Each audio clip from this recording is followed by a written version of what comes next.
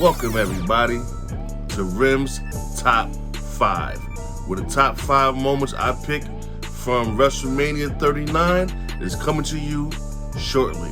Match number 1 was John Cena versus Austin Theory for the United States Championship or title, whichever you prefer to say. Now me, honestly, I didn't really care for this match right away because in a couple promos a few weeks ago, John Cena told Theory, if we have this match, dude, either A, you're gonna lose and your career's over and nobody's gonna care for you, or B, you win and still, since you beat me, nobody's gonna care for you. You know, he's a 16-time WWE champ, basically one of the greatest. You step in the ring with me, dog, you losing. That's it. So, moving forward, the match started. Even before the match started, John Cena's intro just killed it for me because I'm like, yo, John is definitely gonna win. He came out with the G.I. Joe logo type thing for, you know, his new t-shirt and merch. He came out with about 15, 20 Make-A-Wish kids, and your boy had on the freshest pair of custom Air Force Ones. So I just knew John Cena was going to win this match. But lo and behold, Theory held his own the entire match to the point that Austin Theory retained. And my only question now is, what is next for Theory? Good job by Cena for putting the young man over. We need more of that in WWE. Match number 2 on this card will be Rhea Ripley versus Charlotte Flair for the SmackDown Women's title. Now, this story has been building for about 3 or 4 years since Rhea was the NXT Women's Champion, since the NXT takeover of WWE and SmackDown. These two have been pitted against each other to the point when Charlotte came back a few years ago and won the Royal Rumble, she decided to go to NXT to face Rhea for her NXT Women's Champion, which Charlotte did win and Rhea lost. Then again, Rhea worked her way back up during the Pandemic Mania and got her second chance at Mrs. Flair, and lo and behold, once again, Rhea lost.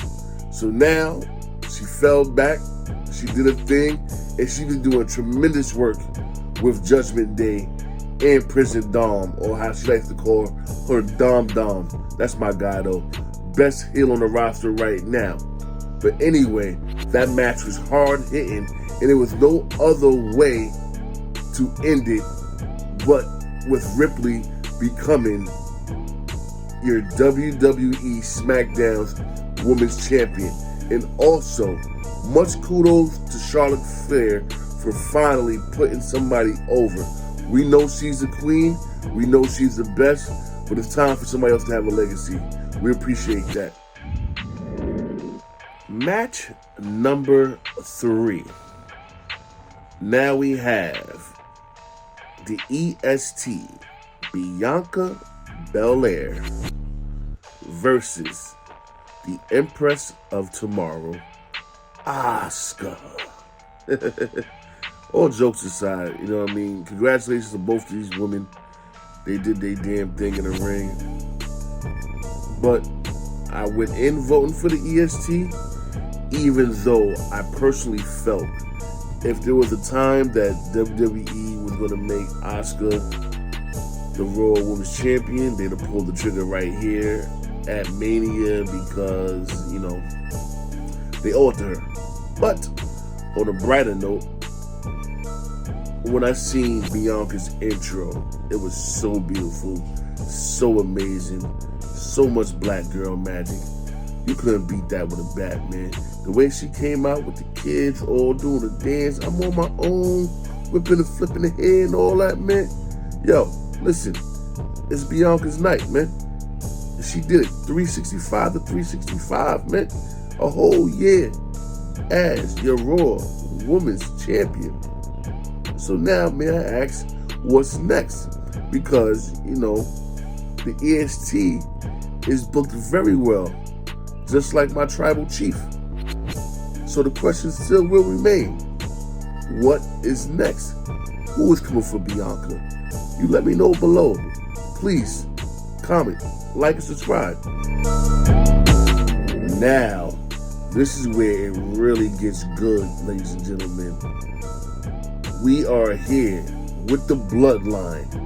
We are the ones, and we stand with our tribal chief. Yes, we do. This match culminates the whole story. And I know a lot of people are upset that Cody got the main event because it seemed like a shoo-in because Sami been doing a brunt of the work. But this story is so deep on so many levels, it's hard to tell which way it was going to go. But as we see, Sami and KO finally are on the same page to go against the Usos for the unified, undisputed tag titles. So, this match was hard-hitting. It could have went either way. It was a great match, great back and forth, great storytelling. It all was there. And you know what? There was no way in hell that Sami Zayn was going to walk into Mania and leave without some type of title. He has been over. He's been doing great work for the last 9 months to a year, ever since he got joked and beat up on last year Mania with what was that dude? The Jackass Crew. That's who it is. You know what I mean? So you went from being a jackass to main eventer. Good job. Match was well done, but come on, man. We're gonna get all them titles back anyway, because we the bloodline, baby. We the ones. Last but never least is the main event of night 2. Roman Reigns versus Cody I Had a Dream Rhodes. Now, his job was to finish the story. But if we all watch WrestleMania, we know that story has to be continued, especially what happened on the Raw after Mania. I mean, sheesh. Can you say a setup a mile away?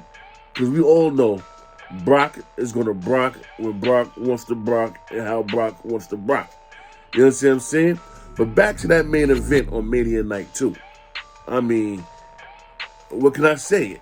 Every match tonight was really hard hitting. Back and forth, a lot of storytelling. But we know, and this is what I get upset with fans, because y'all are really upset that Roman Reigns cheats to win. Like, bruh, he's a heel. That's what he's supposed to do. He's supposed to cheat to win. He's supposed to be like Eddie Guerrero. Lie, cheat, still. This is what a heel does to make sure they keep the title. So if you got 87 cousins that's going to hold you down when you in ring on the wall, you about to look, and we got another solo interference, so be it. That's what a heel with a stable does. But the match was great. And the only reason why I feel Cody did not finish his story at Mania is because Roman Reigns is about 60 days shy of 1,000 days as champion. Legit, both champions, Raw and SmackDown unified, 1,000 days. So they was not going to allow Roman to drop the titles because they want to make that milestone. That's my theory anyway. But hey, thank you for tuning in with me. I'll be your boy Rim Rock. This is Let Me Talk Podcast. Check us out on Apple, Spotify, YouTube. We'll try to upload more videos as we get the hang of this. And please, like, share, and subscribe. I'll talk to you guys in a few days. This has been Top 5s with Rim. Have a good day, everybody.